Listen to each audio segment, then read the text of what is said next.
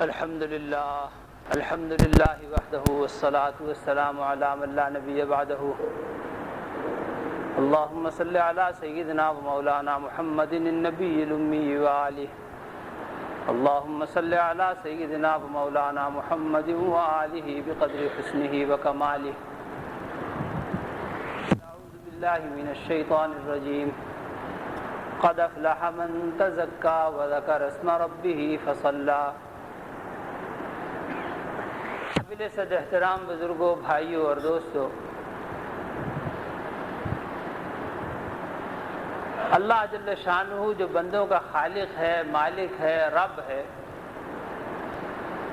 وہ بندوں کو کامیاب کرنا چاہتے ہیں اور بندوں کو کامیابی کا راستہ بتانے کے لیے انہوں نے ہزاروں سے بڑھ کر انبیاء علیہ السلام کو بھیجا ہے، اور انبیاء علیہ السلام کامیابی کا پیغام دینے کے لیے آئے۔ لوگوں کی بدبختی کی وجہ سے وہ تکلیفوں کا شکار ہوئے، لوگوں نے انہیں مارا، پیٹا، کوٹا، نکال دیا، گالیاں بکیں، منہوں پہ تھوکا، والعیاذ باللہ ثم والعیاذ باللہ، بہت تکلیفیں پہنچائیں، بہت ایذائیں دیں۔ سید الانبیاء صلی اللہ علیہ وسلم بھی اس ایذا رسانی سے مستثنی نہیں ہے، ان کو بھی لوگوں نے بڑی تکلیفیں دی، بند کر دیا، اور عرصہ دراز تک یہ عالم کے کھانے کو کچھ نہیں، پینے کو کچھ نہیں، میل جول بند، سماجی بائیکاٹ، معاشرہ سب سے کٹ کر گویا الگ تھلگ ہو گیا۔ ان کے ہاتھ کوئی چیز نہیں بیچیں گے، ان کے ہاتھ سے کوئی چیز نہیں لیں گے، ان سے کوئی رشتہ ناتا نہیں کریں گے، اور جو رشتے ناتے توڑ سکتے تھے وہ توڑ دیے، لڑکیوں کو طلاقیں دے دی کہ ہم ان کے ساتھ نہیں رہنا سہنا چاہتے اور ہم ان کو قبول نہیں کرتے۔ ان کو قبول نہیں کرتے یعنی ان کا پیغام قبول نہیں کرتے، حالانکہ وہ پیغام سراسر انہی کی فلاح اور انہی کی کامیابی کا تھا۔ اور برملا کہا، ہر نبی نے کہا کہ مجھے تم سے کچھ نہیں چاہیے، نہ تمہارے مال سے، نہ تمہاری جائیداد سے، نہ تمہاری صنعت و حرفت سے، اور نہ تمہاری ملازمت اور دکانداری سے، مجھے کوئی چیز نہیں چاہیے۔ وعظ کی، تقریر کی، تبلیغ کی، تعلیم کی، تزکیے کی، جہاں تک کوئی تھوڑی اجرت کا تعلق ہو سکتا ہے تو میں تم سے اجرت بھی نہیں چاہتا۔ ہر نبی کی تقریر جو اللہ نے قرآن میں نقل کی، اس تقریر کا ایک لازمی جز، لازمی حصہ یہ ہے، لا اسألکم علیہ اجرا ان اجری الا علی رب العالمین، میں تم سے کوئی مزدوری نہیں مانگتا، بات سن لو، تم سے کچھ نہیں مانگتا، کوئی مزدوری، کوئی معاوضہ نہیں چاہیے، کوئی مسافہ نہیں چاہیے، کوئی معانقہ نہیں چاہیے، کوئی شکریہ نہیں چاہیے، لا نرید منکم جزاء ولا شکورا انما نطعمکم لوجہ اللہ۔ خیر، کچھ نہیں چاہیے، بات سن لو، سراسر انہی کی فلاح کا، انہی کی کامیابی کا، دنیا کی بھی کامیابی، آخرت کی بھی کامیابی، مگر وہ کامیابی اور فلاح کا پیغام لانے والے انسانوں کی بدبختی کی وجہ سے ان تکلیفوں کا شکار ہوئے، صرف اللہ کی رضا کے لیے۔ وہ تکلیفیں انہوں نے جو برداشت کی اس لیے کہ ان کی ذمہ داری تھی، اللہ نے ان کے ذمہ ایک کام لگایا تھا، اور وہ اپنے مالک کی خوشنودی کی خاطر اس کام میں لگے رہے۔ انہیں پتھر مارے گئے، زخمی کیے گئے۔ خود جناب رسول اللہ صلی اللہ علیہ وسلم جو جنگوں میں زخمی ہوئے، اس کے علاوہ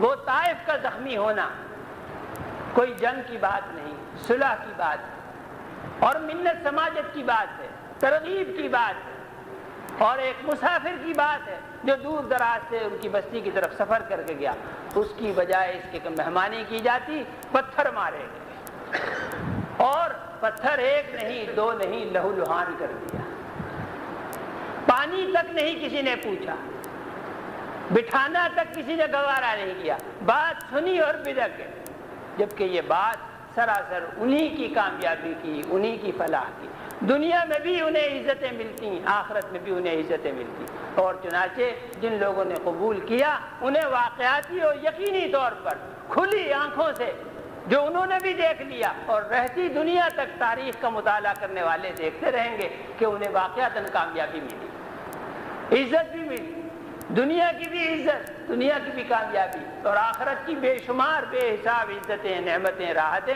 اور ہمیشہ ہمیشہ کی کامیابی بھی ان کا مقدر ہے۔ لیکن میرے دوستو، ان بیچاروں کو بڑی تکلیف دی گئی۔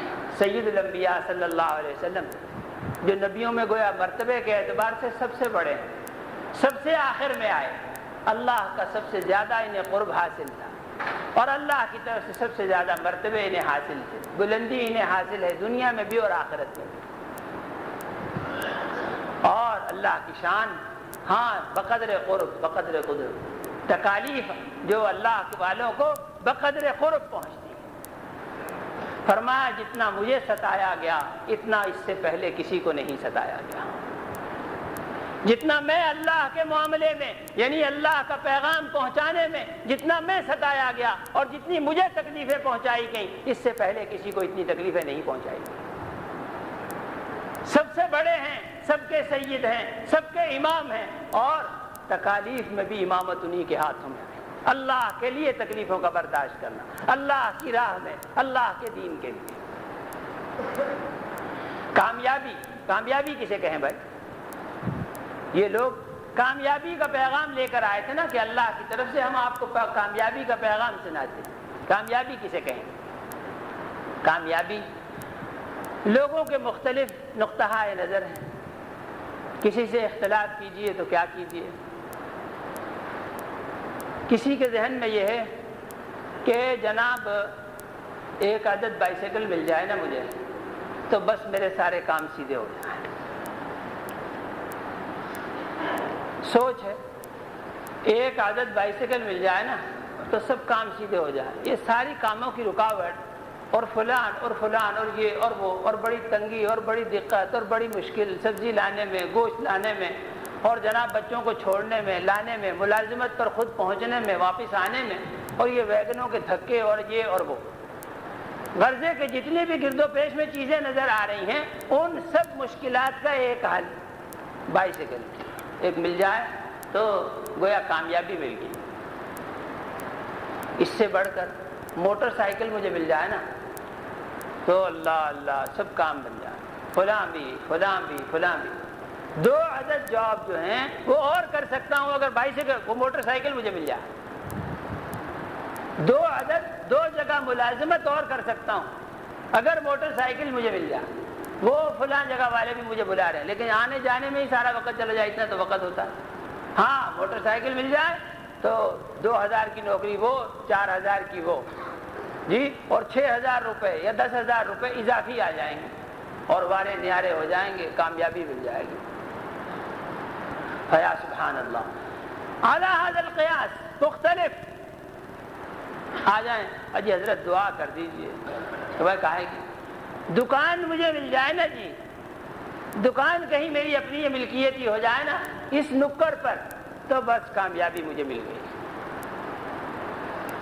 اور اجی حضرت کارخانہ لگ جائے نا کہیں، یہ چھوٹے چھوٹے چھوٹے چھوٹے یونٹ ہیں، کارخانہ لگ جائے تو کامیابی مل جائے۔ الیکشن کے دنوں میں ہر امیدوار آئے ہائے اگر یہ کامیابی مل جائے کہیں اور ووٹر مجھے قبول کر لیں تو بس کامیابی مل گئی۔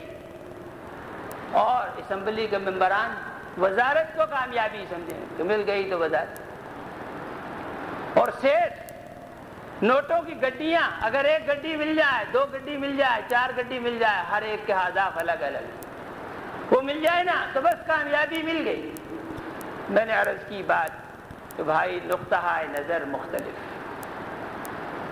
نوٹوں کی گڈیاں کروڑ 2 کروڑ 4 کروڑ رکھے ہیں، کسی بکسے میں محفوظ کر دیے، رکھ دیے، انہیں دیمک لگنی شروع ہوئی۔ دیمک جانتے ہوں گے؟ جی ہاں، دیمک لگی فرض کیجئے، اور جو 2-4 سال کے بعد نکال کے دیکھا تو وہ ایک حقیر سا، ایک ذلیل سا کیڑا وہ 2-4 کروڑ کھا گیا، 4 کروڑ روپے وہ ایک حقیر سا ذلیل سا کیڑا کھا گیا۔ بتاؤ کامیابی کہاں گئی بھائی تمہاری؟ تم تو یوں کہتے تھے کہ کامیابی مل گئی۔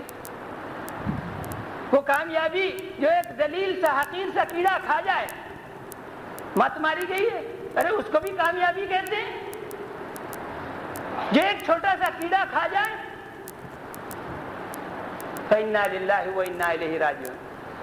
جہاز کے مالک ہوئے، جہاز کہ ہاں شہر میں جہاز ہر کسی کا تھوڑا ہو، ارے ہر کسی کا جہاز تھوڑی ہو، کسی کا بڑے بڑے سیٹھ ترستے ہیں اور ہم جہاز کے مالک ہوئے ہیں۔ اچھا صاحب ٹھیک ہے، بہت اچھا، لیکن یہ آئے دن جہاز گرتے بھی تو ہیں۔ جی ہاں، 6 کروڑ کا طیارہ، 12 کروڑ کا طیارہ، اور ایک معمولی خرابی، انتہائی درجہ معمولی خرابی، یوں سمجھیے کہ اللہ نہ کرے جو کسی ہاتھی کی سونڈ میں مچھر گھس جا، اس طرح کی مثالیں۔ ہاتھی کہاں، مچھر کہاں، لیکن ہاں بس ہاتھیوں کو مچھر عاجز کیا کرتے ہیں۔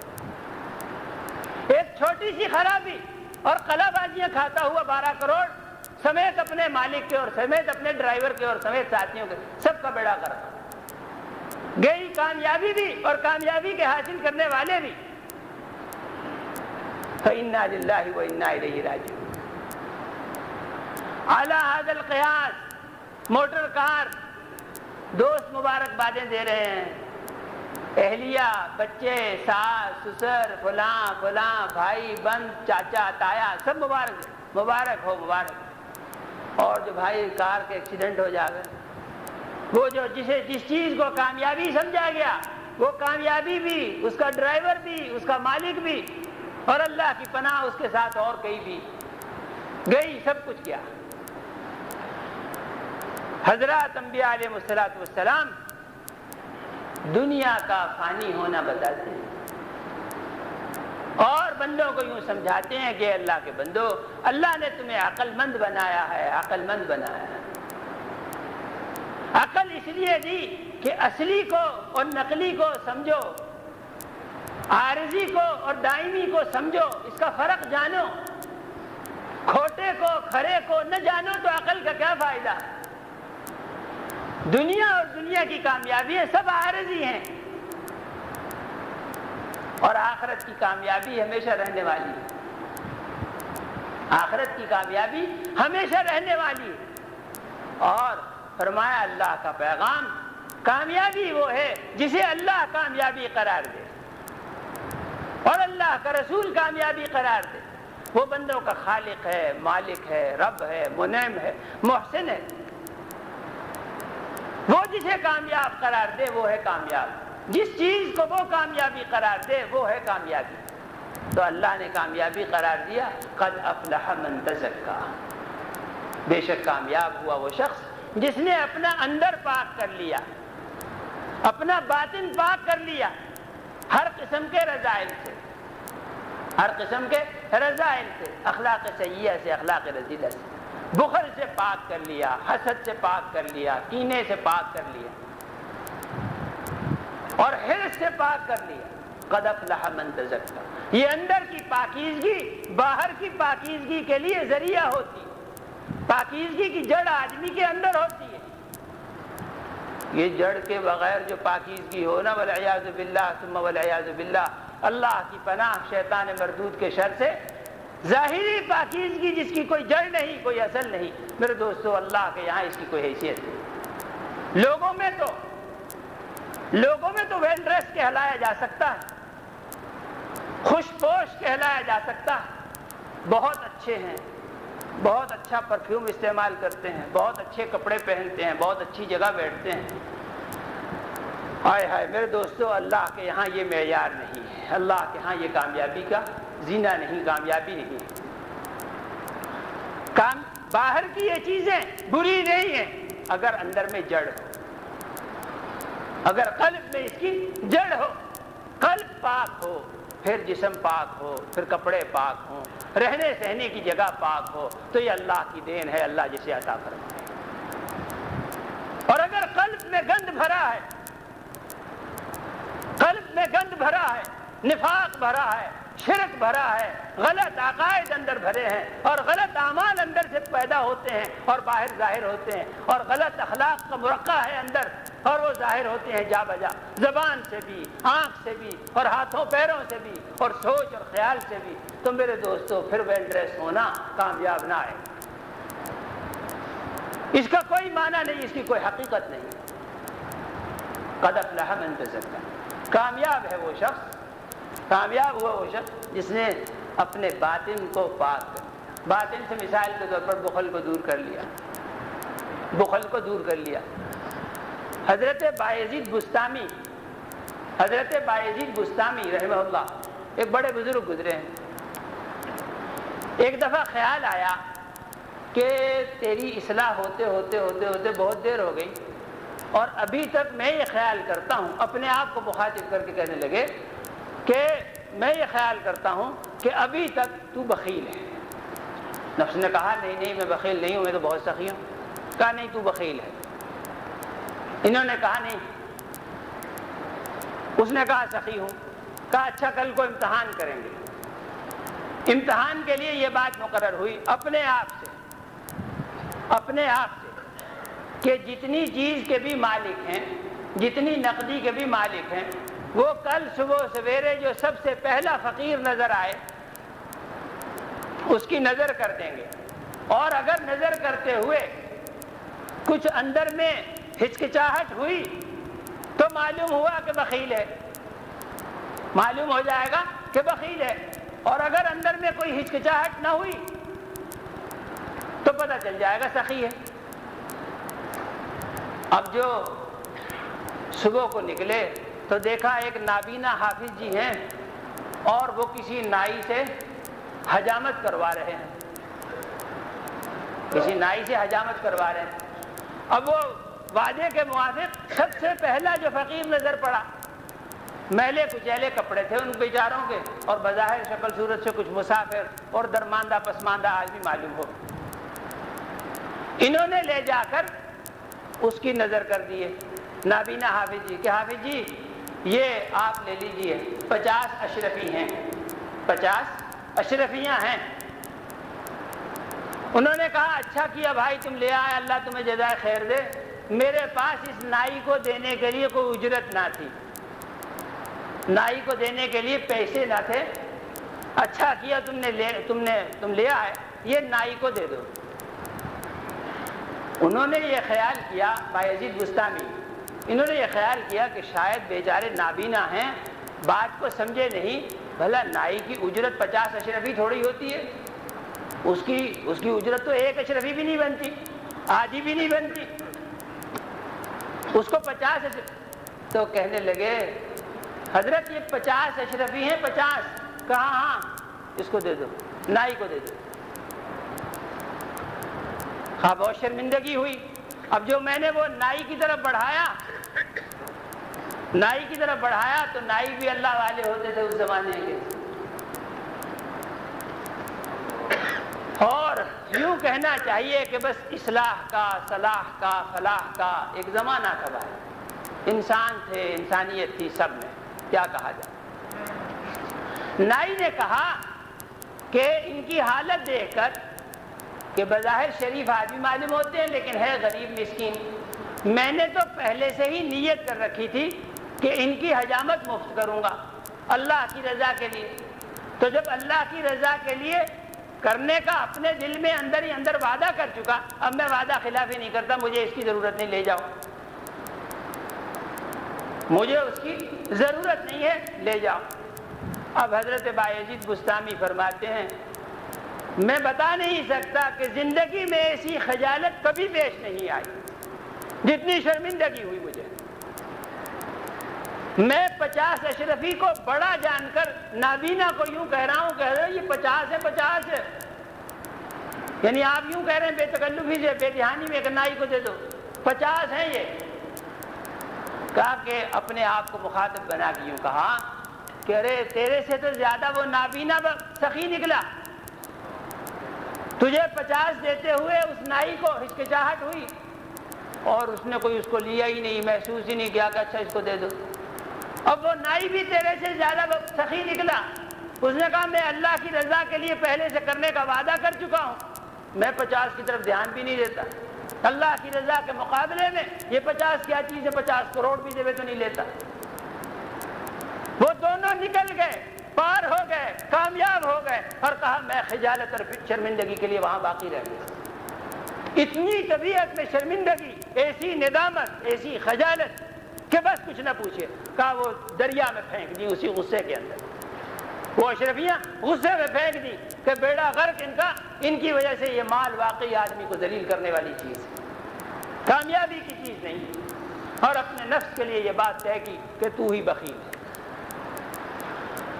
ان حضرات کی سخاوتوں کے کیا کیا قصے عرض کیے جائیں۔ میرے دوستو، بخل جو ہو وہ سخاوت کا مضمون پڑھنے سے نہیں دور ہوتا، سخاوت پر تقریر کرنے سے دور نہیں ہوتا، سخاوت پر کتاب لکھنے سے دور نہیں ہوتا، مقالہ خصوصی پڑھنے یا لکھنے سے دور نہیں ہوتا۔ سخاوت ایک عملی چیز ہے، وہ کرنے سے بخل دور ہوگا، اور بار بار کرنے سے۔ اور جو لوگ اس راستے پہ چل پڑتے ہیں انہیں ہر دفعہ کی ہوئی سخاوت اگلی کے مقابلے میں ہیچ معلوم ہوتی ہے، اور یہ عند اللہ اس کی مقبولیت کی دلیل ہوتی ہے کہ پچھلا کیا ہوا ہیچ معلوم ہو، کرے نہیں یار پھر رہ گیا تو کر کرا کے پھر اس کے بعد اوہو کچھ بھی نہیں ہوا۔ جیسے دنیا کے حریص ہوں نا، دنیا کے حریص وہ لوگ، ہر آدمی اپنا پیچھا دیکھے کہ کبھی وہ زمانہ تھا کہ جب صرف 2000 چاہتا تھا کہ جی کہیں میری تنخواہ 1600 سے 2000 ہو جائے نا تو بس، یا سبحان اللہ۔ اور آج اس کی اگر ماہانہ آمدن 60,000 پہ پہنچ گئی ہے تو اب وہ 1 لاکھ کی فکر میں ہے، یعنی جتنا ملتا گیا پچھلا ہیچ اور آگے کی فکر۔ میرے دوستو، یہ تو راستہ غلط ہے، یہ سوچ تو غلط ہے۔ جناب رسول اللہ صلی اللہ علیہ وسلم نے سوچ یہ دی کہ دنیا کے معاملے میں اپنے سے نہیں، دین کے معاملے میں اپنے سے اوپر والوں کو دیکھو، تاکہ اپنے آپ پر کہیں شیطان تمہاری نفس میں اپنا آپ نہ دکھلا دے۔ اور جو آدمی اپنا آپ دیکھنے لگے، اپنے آپ پہ اترانے لگے، وہ محروم ہو جایا کرتا ہے سب کچھ، عبادت سے بھی محروم، اخلاق سے بھی محروم، اعمال سے بھی محروم، اخلاص نیت سے بھی محروم۔ وہ تو اترا گیا، خود پسندی کا شکار ہو گیا، تکبر کا شکار ہو گیا، میں تو آڑ آ گئی، رکاوٹ آ گئی، وہ تو بیچارہ جیتے جی مر گیا۔ دین کے معاملے میں اپنے سے اوپر والوں کو دیکھو، اور دنیا کے معاملے میں اپنے سے نیچے والوں کو دیکھو، دونوں ہی طرح صبر کی کیفیت۔ ظاہری پاکیزگی پر صرف بھروسہ کرو، ظاہری پاکیزگی دین کی تعلیم ہے، ضرور حاصل کرو، لیکن اس کی جڑ اور اصل کی فکر کرو کہ ایسا نہ ہو جیسے یہ 7 لوگوں کے ہاں بغیر کسی جڑ کے، بغیر کسی پودے کے گلدستے جیسے پیش کیے جائیں۔ پھول ہوتے ہیں، اصلی بھی ہوتے ہیں، اس میں کوئی شک و شبہ نہیں، لیکن چونکہ جڑ نہیں ہوتی، ان کی کوئی بنیاد نہیں ہوتی، اس لیے پائیداری نہیں، ہر لمحہ وہ مرجھانے کی طرف جا رہے ہیں۔ اس ظاہری پاکیزگی جس کی کوئی اصل نہیں ہے، جس کی کوئی بنیاد نہیں ہے، قلب اگر پاک نہیں ہے تو میرے دوستو اس ظاہری پاکیزگی کی اللہ کے یہاں کوئی وقت نہ ہوگی۔ الا من اتى اللہ بقلب سلیم، الا من اتى اللہ بقلب سلیم، وہاں قلب سلیم کے ساتھ اور باطن کی پاکیزگی کے ساتھ حاضر ہونا ہے، اور یہ باطن کی پاکیزگی بغیر جدوجہد کے، بغیر محنت کے حاصل نہیں ہوتی۔ اللہ جل شانہ مجھے آپ کو سب کو عمل کی توفیق عطا فرمائے۔